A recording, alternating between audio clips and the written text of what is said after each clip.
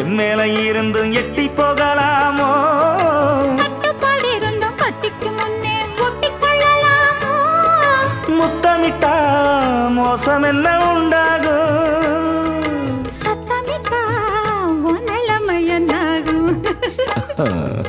புது வளையல அரைச்சு தொண்டையில தான் நனைச்சு மாமன் கிட்ட பேச போற மணிக்கணக்கா. தூண்டாமணி விளக்க தூண்டி விட்டு எரிய வச்சு ஓ முகத்தை பார்க்க போற நாள் கணக்கா. அந்த இந்திரன் சந்திரனும் மாமன் வந்தா எந்திரிச்சு நிக்கணும். அந்த ரம்பையும் ஊர்வசியும் மயிலுக்கு தொண்டுகள் செஞ்சிடணும்.